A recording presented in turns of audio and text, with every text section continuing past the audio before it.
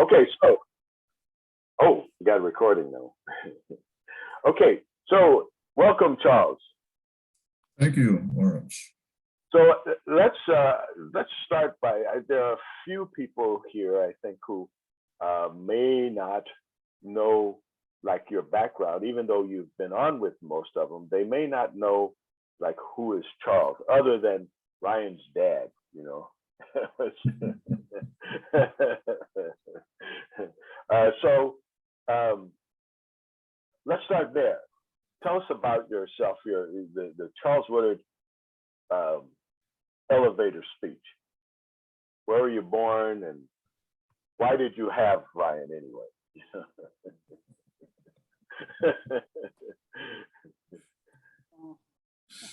Well, I'll start with where I was born. I was born in Hendricks, Minnesota, which is just across the line from my hometown of White, South Dakota, where I grew up. I went to school. And I had a very good childhood, though I didn't develop very many academic interests growing up. I was mostly interested in athletics through high school, which continued into college at Dakota State. In those days, it was General Beadle State Teachers College, which was a mouthful for the cheerleaders. I was mostly interested in sports going into college. I wanted to continue to play sports. And connected with that, I thought maybe I would be a high school teacher and coach. And so I settled on the two topics which I had at least some interest in high school: history and English. I started out with history major and English minor. And after a particularly challenging little course, I added English as a major, and it became my primary focus, because it became clear to me that English, especially literature, is another kind of history of the human spirit. And that's a history that I'm especially interested in, because of course it has all kinds of applications to the present and for the future. Universal human experiences, universal truths, which transcend time and space. And so I went forward with that, taught a year of high school English. And then I went to the university, in those days, University of Omaha University, which is now UNL, University of Nebraska in Omaha. And I didn't intend this, but I was fortunate to experience it.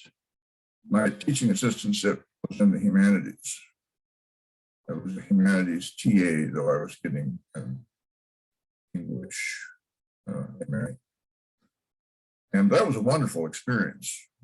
It was really stretched my mind and challenged me to think more expansively and begin my journey toward an understanding of the importance of the interconnectedness of all things, not just all humanities subjects, but all subjects. So 3 days a week, it was lecturers from the various humanities disciplines. They were all very good. And then 2 days a week, we humanities TAs met for discussion of the lectures. And that gave me not only a good foundation in the humanities more broadly, but it motivated me to continue that way in my teaching and learning. So when I got to SDSU, early on, I tried to sell that as a program. I wanted SDSU to have such a humanities course, and I got pretty close to getting that done, but finally it bogged down in terms of workloads and how this would be figured out to managed by separate departments, and you know, it wasn't seen to be feasible.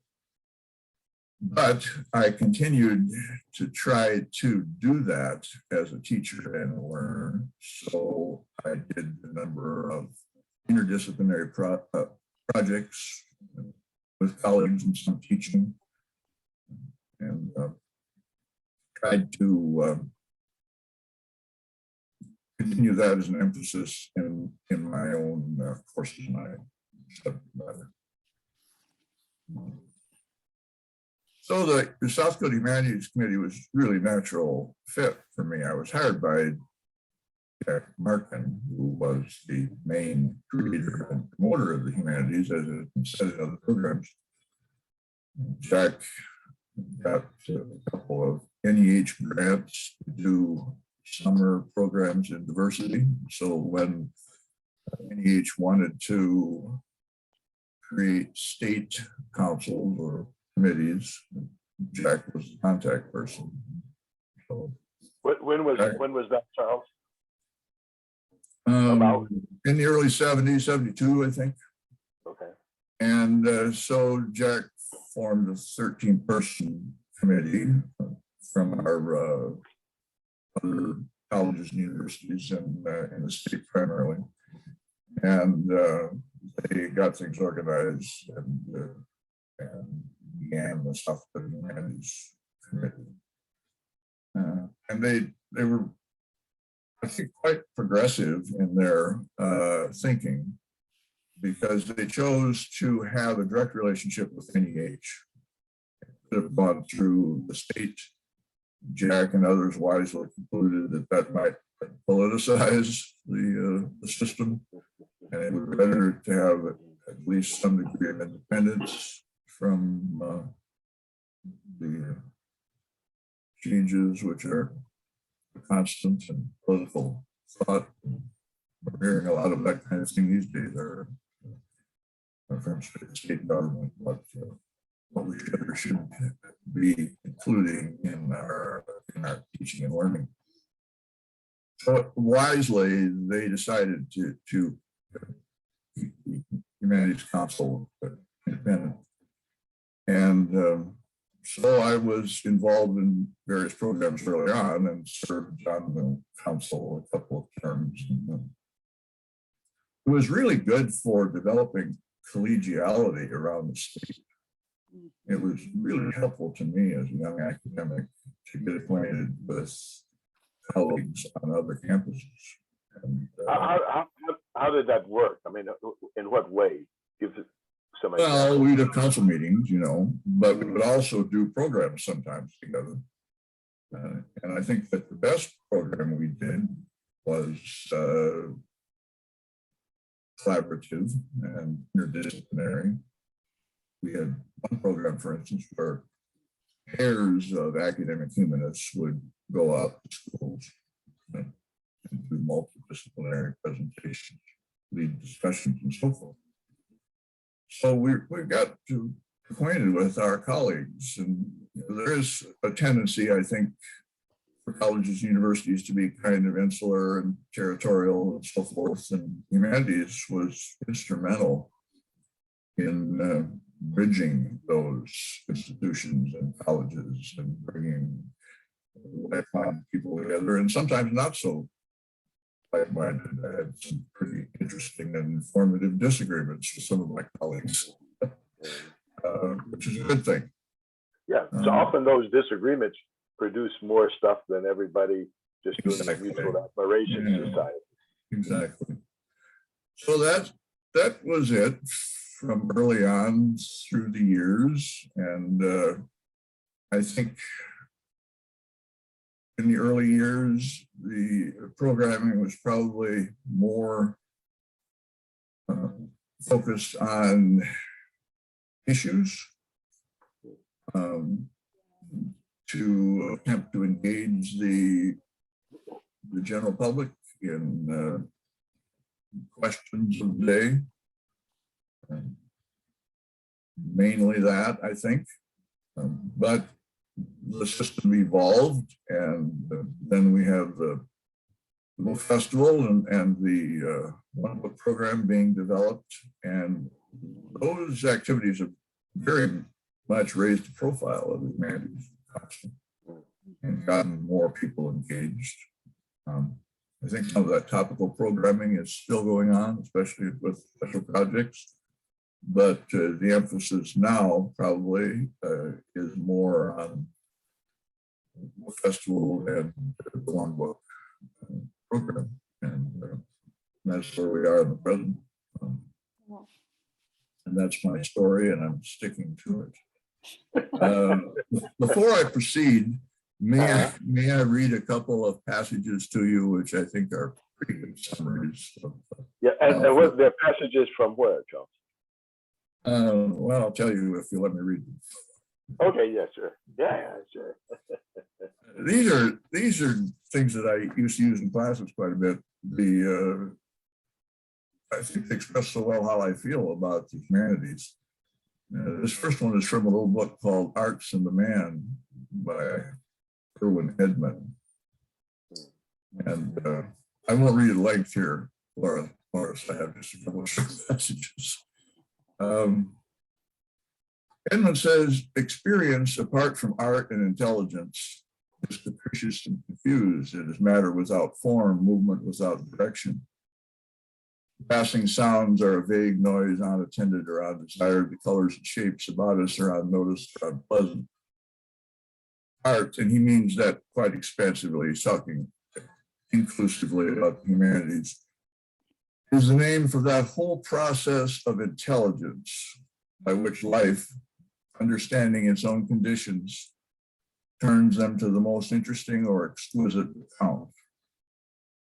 It is one of the chief functions of the artist to render experience arresting by rendering it alive. The artist, be he poet, painter, sculptor, architect, does something to objects. The poet and novelist do something to events that compel the eyes to stop and find pleasure in the beholding. The ear to hear for the sheer sake of listening, the mind to attend for the keen, impractical pleasure of discovery or suspense or surprise. It is a moment crowded with vitality and filled with order. It is knowledge for its own sweet sake of something living and composed. It is beautiful, as we say, to look at, and its beholding is a pleasure. And then this other excerpt is from a piece called The Uses of an Education. It was a convocation address given by a man named Edmund Fuller. Excerpts of it were republished in the Wall Street Journal. And his address to students is all about graduates. Actually, it was a graduation speech. Now that I look at the subheading, about making not only a living, but making a life.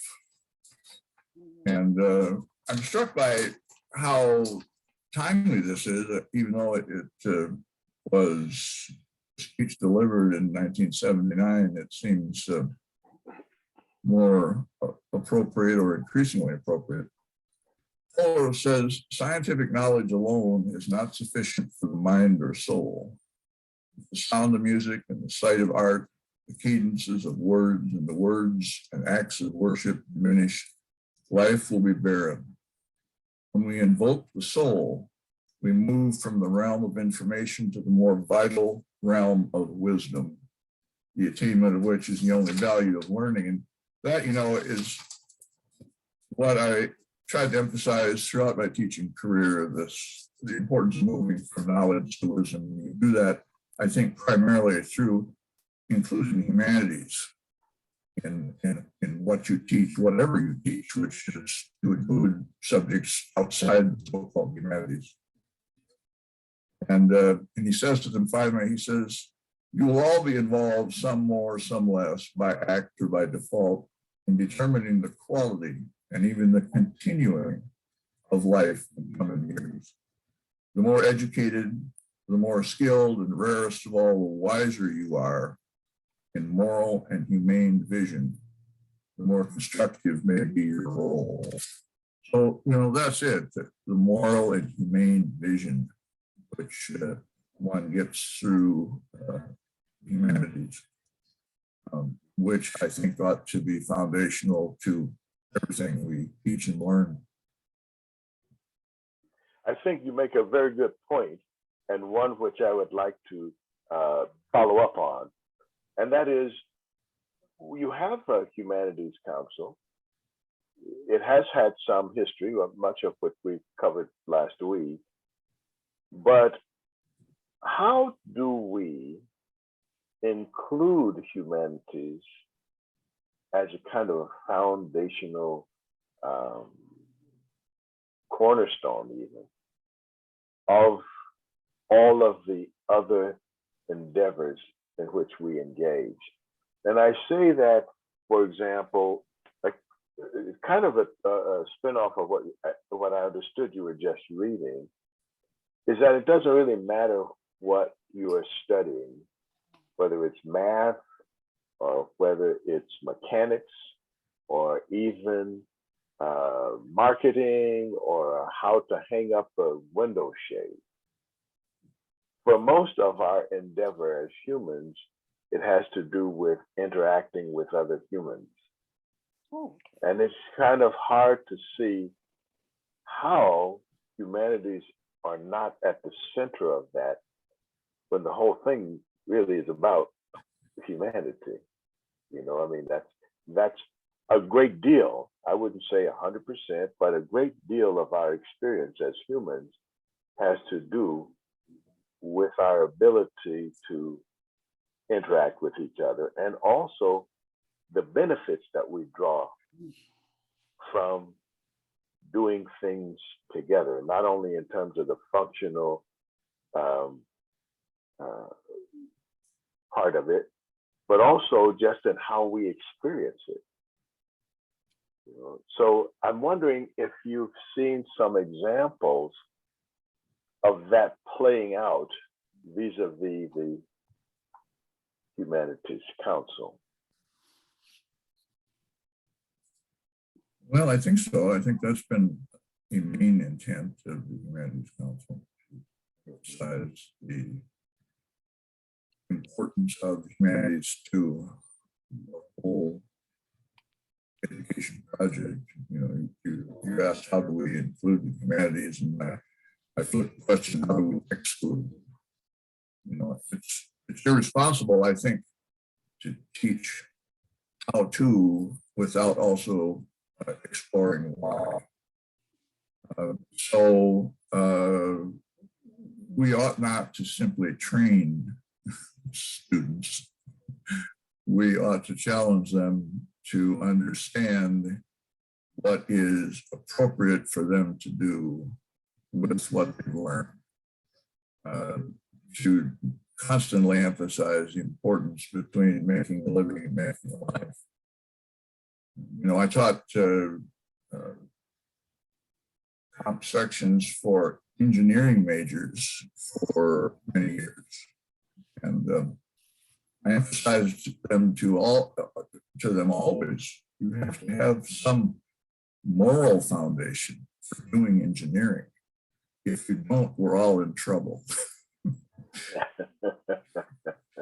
Yeah, it's kind of the story. Universities, you just think of the word, you know, what a university ought to be, you know, and we give lip service to that, and we have the humanities requirement, which I think is one of the most ironic phrases in English language. Okay, how do I get my humanities requirement? I used to just shake my head advising students as if I'll get these 6 hours or whatever it is, and then I'll be done with that. You know, so I can move on to do the real stuff. That's ridiculous. You know, humanities ought to be required on all levels in all subject matters, which is simple to say. People need to have some moral foundation for how they proceed. You know, history is full of examples of the terror and tragedy of people not doing that. You know? So. I don't know if I've mentioned this in discussion before, but I'll tell it really quickly because it's one of my favorite stories. I had a colleague here at SDSU named David Holden. He was a biologist, but he was wonderfully expansive in his thinking. He was a humanities scholar. He was way ahead of his time in many ways as a specialist. He was also a generalist in the best sense of the word. When he was dying of his cancer, he wanted, and he couldn't go out of his house anymore. He wanted colleagues at SDSU to come to his bedside for final talks. And I helped facilitate that. And it was extremely interesting. It was also interesting to see how reluctant some of his colleagues were to come to his bedside to be interrogated. But basically, what he wanted to ask them, and he was pretty insistent about that, and, you know, inclusive of all the disciplines across campus. Why have you taught what you've taught, and what good is it? And it's kind of surprising to the extent to which some of the people who were interrogated by my dear friend David hadn't thought that through. What good is it for the world, he said. What good does what you teach do in the world? You know, why did you choose it? And what good is it? You know? I always ask my comp students to write a philosophy of life paper to turn in at the end of the semester, and led up to it with various assignments. But basically, that was what I wanted them to come around to. Why am I intending to do what I am intending to do? And what good is it? What good will it do the world? In other words, do what you choose to do, but have a moral foundation for doing it. So, you know. How would you say the Humanities Council can support that concept outside of the university? Because, you know, the university is, of course, important, but often the people who have a discussion, they can be a bit incestuous, you know, and speaking to the choir, they all talk in the same circles. They belong to officers in the same circles. But the very question that you just posed, or that was posed to others that you're mentioning, it seems to me that that's a question that should be fundamental to all the different areas of study, even in elementary school. You know, it's like, well, why are you doing this? You know, what is the purpose? So is there a place for the Humanities Council to do that? Have you seen that they have been doing that? And if so, can you give us some examples of how that's happened? Well, as I said in summarizing the history of the humanities in South Dakota, I've experienced, we visit all the time in programming. We went into communities to discuss current issues, topics of interest, which we could speak to from our various humanities disciplines, and which specialists in their various fields outside the humanities can speak to as well. So, you know, the Humanities Council was pretty involved in the Oahe Dam project. Oahe, a question of values. You know, what are we doing here? Should we be doing it? I was involved in a number of programs that have had to do with best use of the environment, you know, farming practices, and what might be the best, not just short term, but long term, as far as ag practices are concerned.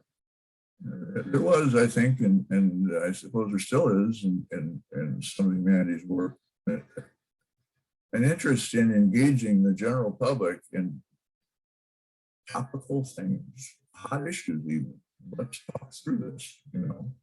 I think it would be good to have humanities programs on critical race theory, since everybody seems to be wanting to talk about that. So, you know, there are all kinds of opportunities for very practical applications of the humanities. I mean, should we proceed without that? I don't think so. I mean, we can tend to plunge forward without a sufficient exploration of values choices. But humanities can certainly offer that dimension and should.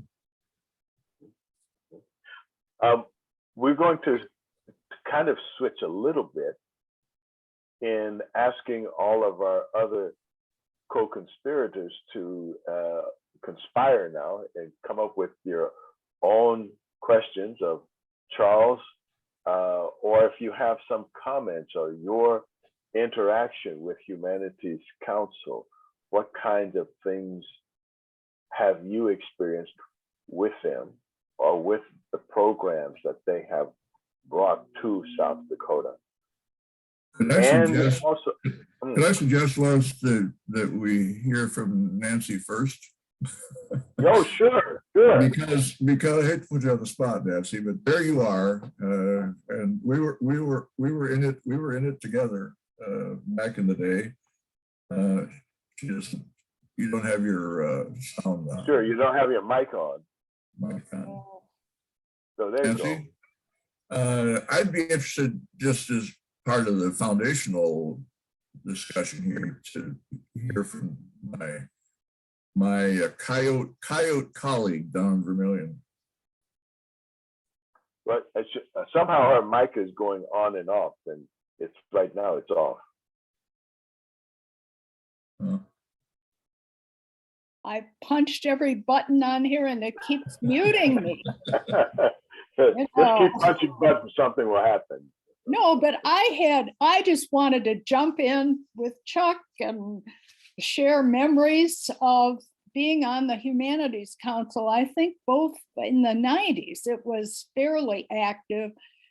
We had meetings every semester at one of the campuses. And I remember Brian Bedard and Brian was department chair, and I got to go because I was at one point director of freshman English. And then suddenly I was in this wonderful inherited role of going.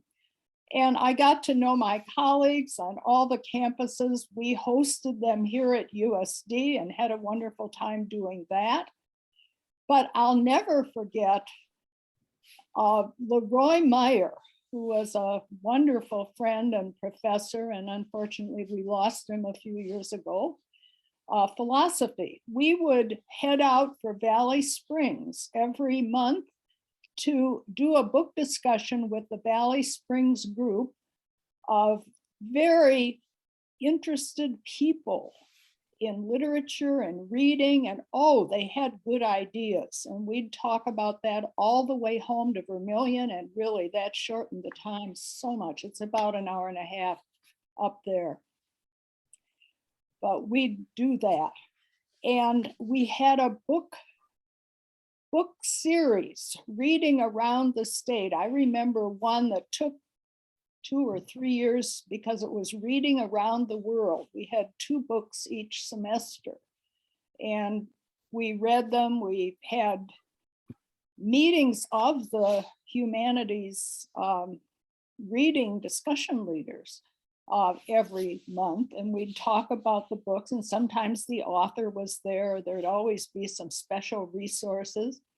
And we'd go out to communities, tiny towns. I mean, Valley Springs was our pride and joy, Roy's and mine, and have wonderful discussions with these people about 2 books per semester.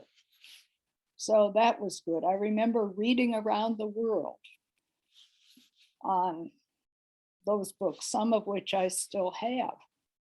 So it's been good, and it's changed direction, as you pointed out in your introduction, from just reading with kids, and that's good. In a way, we supply books to, what is it, 2nd or 3rd graders. It seems to change every year, but it could be so much more. And that direction, I guess, is here to stay.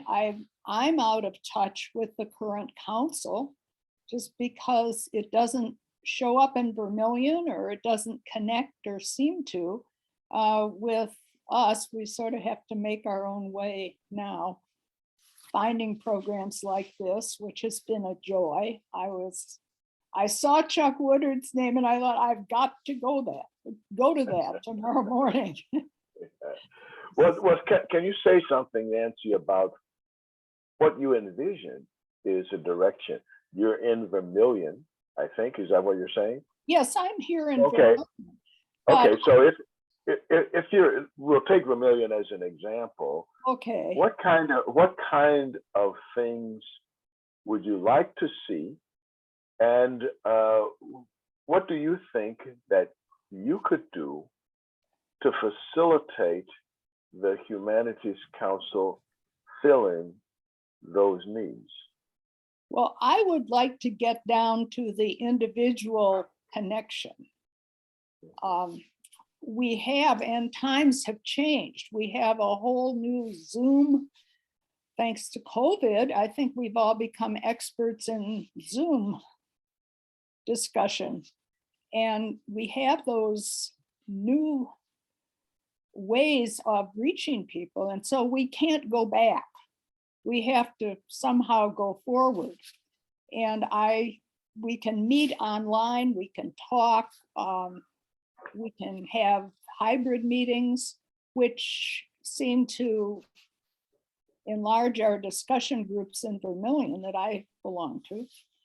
And it takes everybody's interest. It's not just a top-down thing. I guess the humanities kind of manages and guides, but I look back to a past of authors. William Kent Kruber jumps into my head because he came to Vermilion.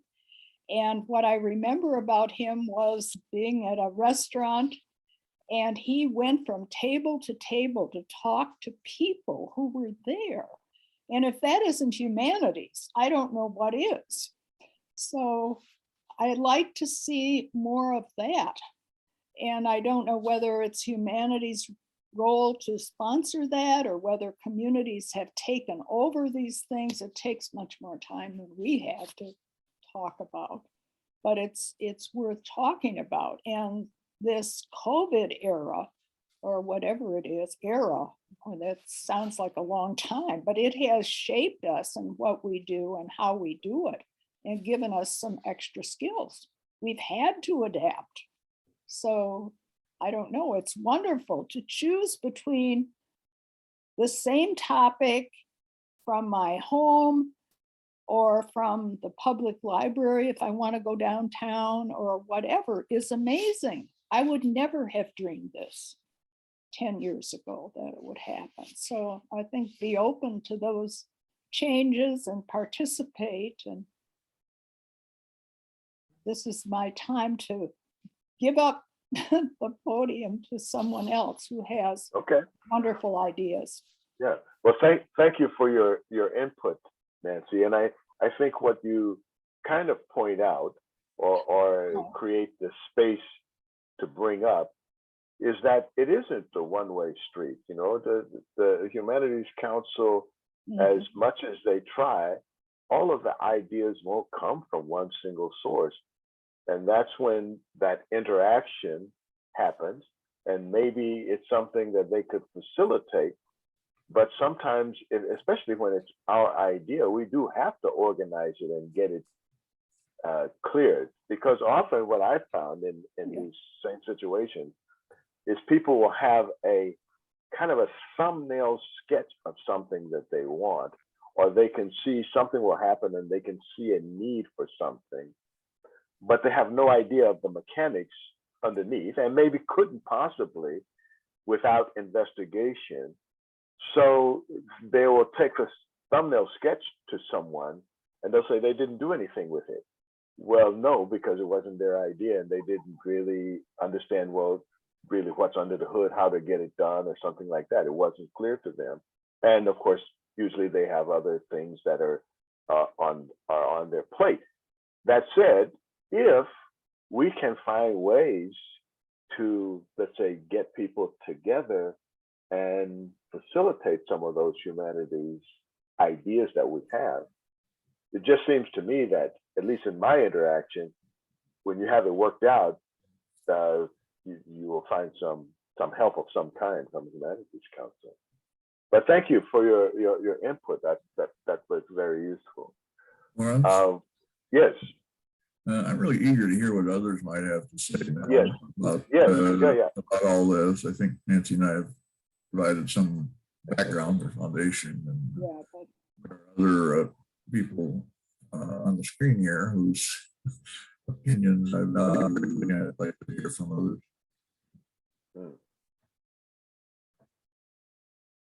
Anyone else? I have a question first for Chuck on the Oahe project and the humanities role there, and whether that had if that had a significant effect on the outcome. I mean, there were a lot of people. My beloved former senator, late Senator George McGovern, was late to come to the realization that that was a bad project. And did that change minds? Did the humanities work have an effect? And if it did, has there been similar humanities programs for natural resource issues?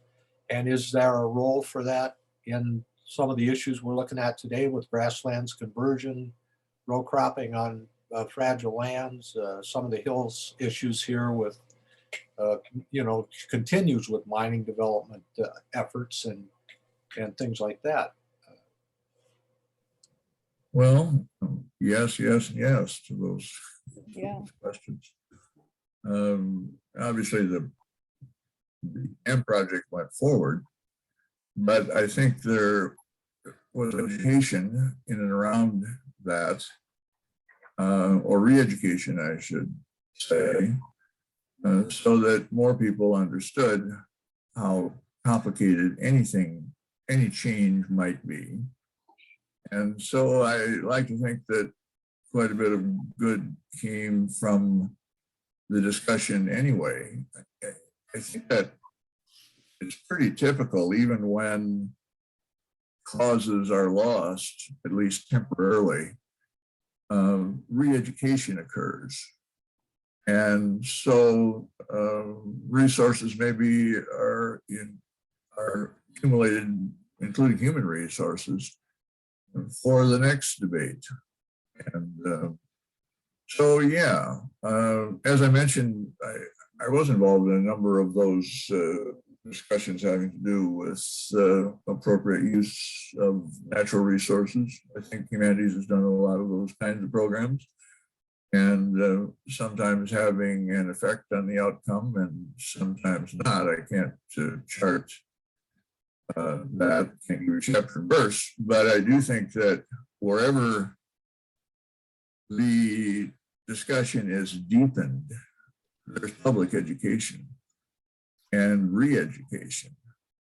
And that's really the best that the humanities can do, I think, is help people to understand that this is more complicated than you think it is. And we have to be not only short-term in our thinking, but have the long view, as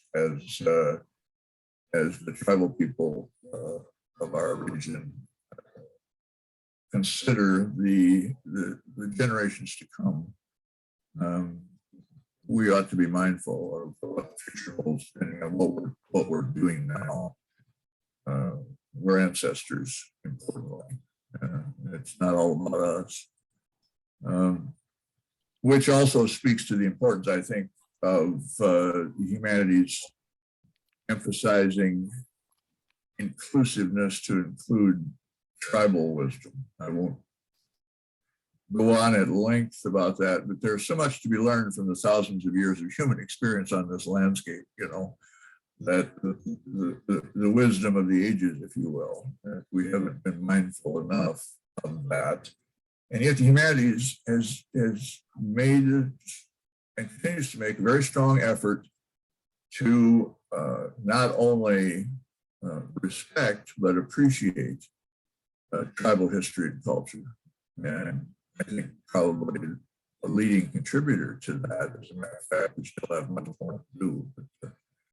But there are so many voices that haven't been sufficiently listened to, and certain tribal voices are at the forefront of those voices, I think.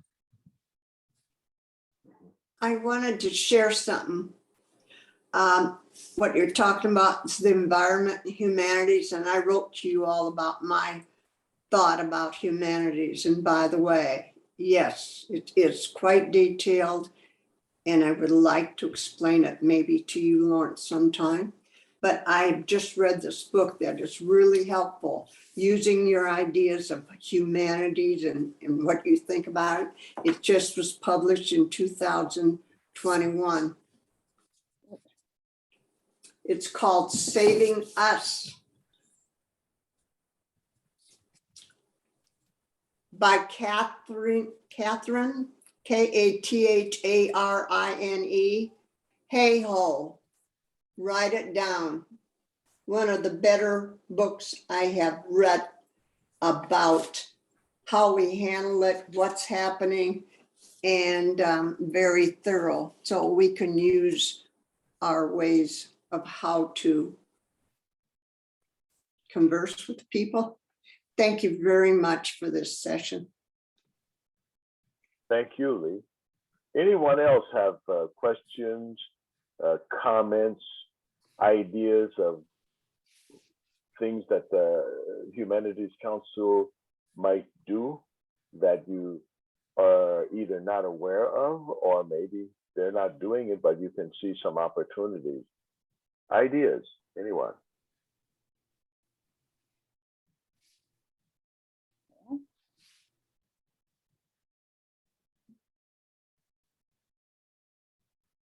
Anybody? Well, keep thinking about it. And Lawrence? yes, Oh my yes. How goodness. about you? While we have a couple of minutes, why don't you tell us something about your journey to becoming what you seem to be, which is to say, a humanities scholar. How'd you get around to this?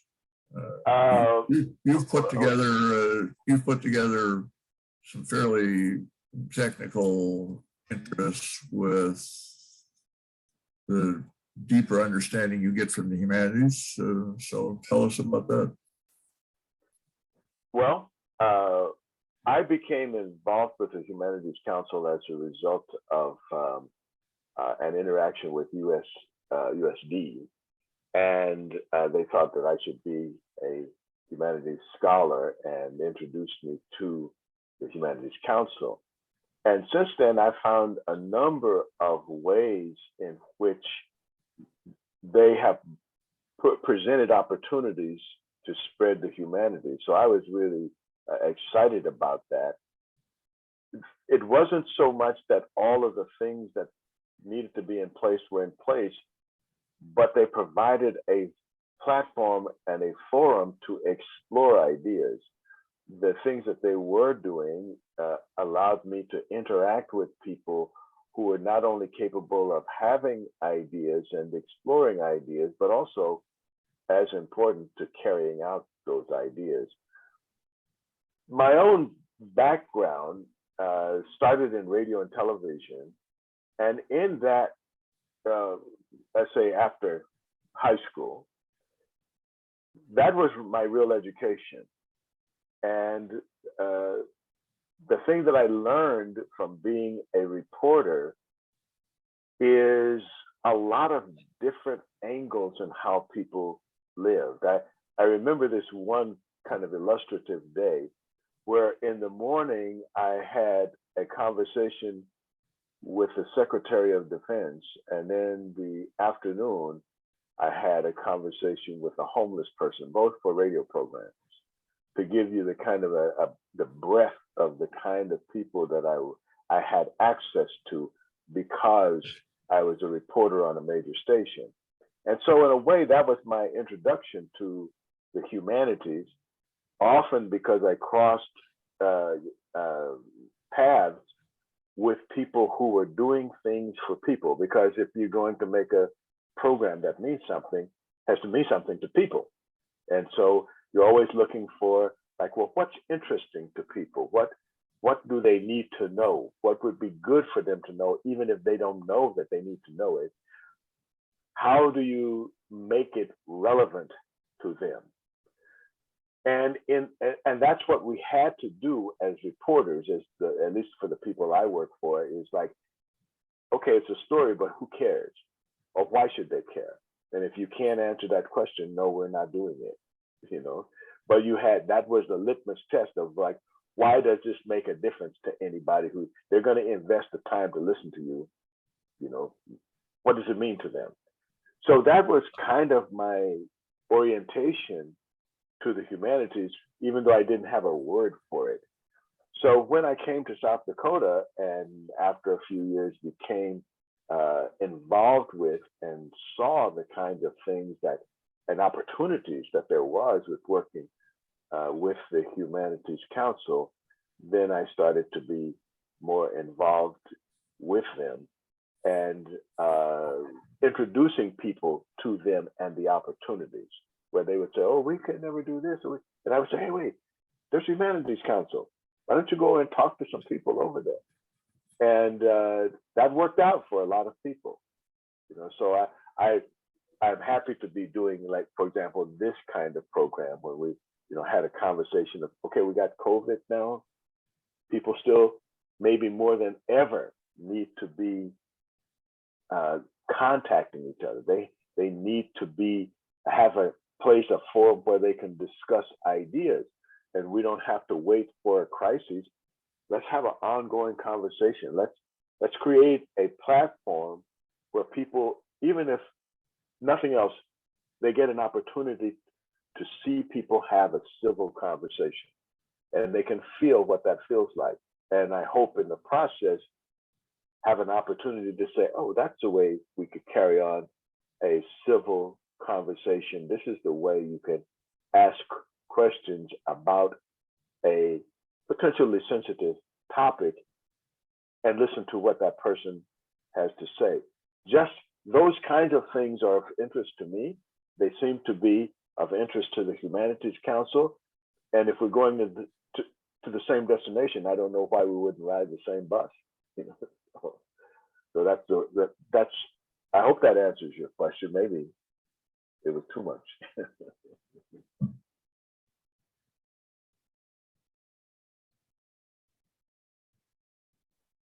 Anyone else?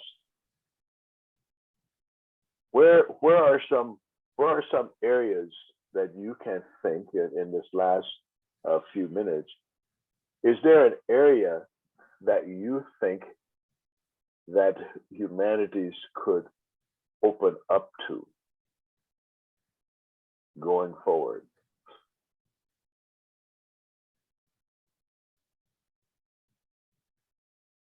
Nancy, your mic is off, but I see your lips moving though.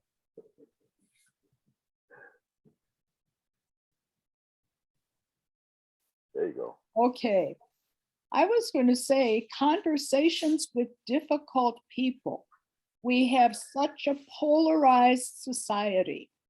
Is there a way? There is, I believe it, but it will take a while to bring it together so that we are more understanding of each other as individuals and perhaps more positive in thinking, no matter what our perspective is, and that we can agree to disagree and not have to fight about it with violence. We can fight with words. That's what we're all about.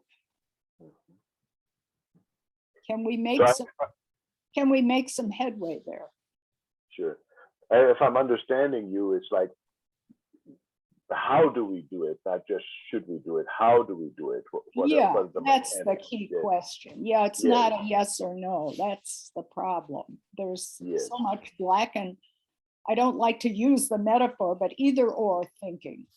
Yes. Yeah. Yes. Well, I think that is a very good target. I'm hoping that one of the things that we do here is to create an example of that. I would add to that, Nancy, that we need to motivate people to find value in a civil discourse, because somehow I feel often that even the pretense of that's a thing has been lost for many people. and without the recognition of what that actually means even to them. You know, people don't really realize what total chaos would mean in their lives. You know, they don't know what the breakdown of civilization as we know it would mean to them on a daily level. They have some interesting imagination about it, but it's kind of like that Dylan song, everyone sees themselves walking around with no one else. You know, they see themselves as like everything's crashing and burning around them. But when they go to get gas at the gas station, it's there. When they go to get bread at the grocery store, it's there. When they come back, they can turn on the TV and watch their favorite program or whatever else their usual activities are. They imagine everything crashing and burning around them, but it's not affecting them. Oh, You know, so bringing that, you know, bringing people together to have an experience where they start to recognize the value of what they have. yeah. Well, I think is. Excuse me.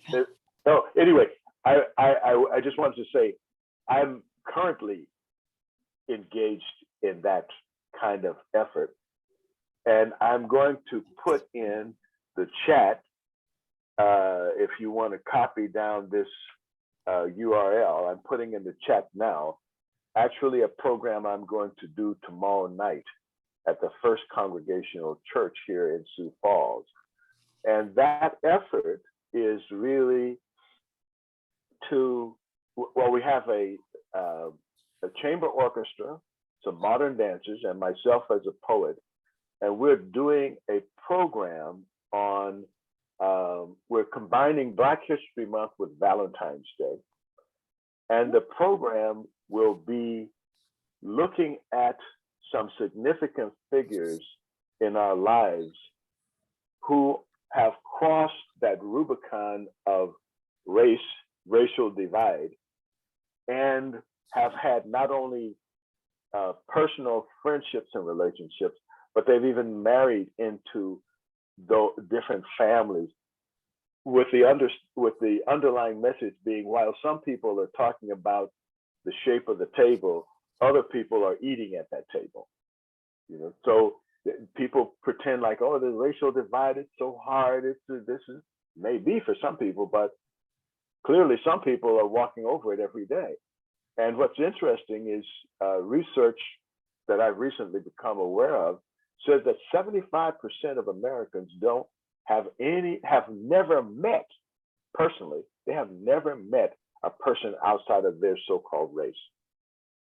Not that they don't have personal relationships, they've never met them. It's all hypothetical to them. Their lives are such that they don't come in contact, 75%. So what our group is doing now is trying to create the opportunity for at least the people who are interested to come together and have some cross-fertilization of ideas. So not only will we put on that program, but after the program, we're going to have a discussion group for about an hour of anybody who wants to stay around. So those are kind of ideas that I think that each of us can engage in, of bringing people, even those who we already know they're sort of members of the choir, but then one by one bring other people in so that they can see what can be done and engage them in some kind of activity so that they have an opportunity to meet someone and maybe go out to dinner or invite them over to their house or introduce them to their book club or their wood carving club or whatever, so that if people don't feel different and feel connected with other people, they're very unlikely to have the kind of conversations that we've been talking about that are necessary. You know, it's kind of hard to have a conversation about a complex subject with people that you don't know and don't care about. You know, most people will not invest the energy in trying to hear what the other person is saying or feeling if they don't have some connection to that person. So what we're trying to do is create the opportunity for people to have that connection. So we're winding up on our the end of our time here together. I want you to understand. I would like to say that we appreciate that you have showed up, and that to the extent that you can, to participate, whether it's in the chat or your conversation. Thank you very much, Charles, for being our guest today to talk about the Humanities Council as you experienced it, going back to coming forward. And we'd like to invite everyone to join us again next week for another exciting adventure. Ryan, is there anything else before we close this off? I don't think so. Thank you all for joining us. Thank you, Charles. Well, it looked like, hold on a second here. It looks We like we never got to the part about why Ryan was born, but we'll have to save that for another program. that's a whole program. I didn't answer your question, but yeah, maybe we could do a whole program on Exactly. I think so. That's right. You need pictures too. Well, I put that link in the chat. So if you want that link, you can lift it out of the chat, and then just it'll be a Zoom concert. But it starts at 7 o'clock, and it'll be a live stream. If you show up much before 7 o'clock, like if you showed up at 6:30, there'll probably be nothing happening because the link doesn't go live. That link won't go live till just before we're ready to do the concert. But if you tune in like maybe 5 minutes before, you'll see we're on. Charles, you were going to say something? I just wanted to add one quick thought, responding to something you said and Nancy responded to. As far as future humanities programming, maybe civil discourse itself ought to be the topic for programming. That seems to be what most of us feel is lacking, an understanding of the importance of civil discourse these days. I mean, that's an abstract term, but if you want to get behind that to the reality of it, there's really a critical need for it now, isn't there? Probably more than ever in my lifetime. Civil discourse. What is it? Why is it important? I wonder if more people couldn't be engaged in the idea, then you can move on to whatever's topical, but simply the idea of civil discourse, I think, would be a good focus for humanities programming. Excellent. Let's work on that. Ryan, we'll talk about that later. I think it's a great idea. In the meantime, thanks everyone for showing up. We'll see you next week.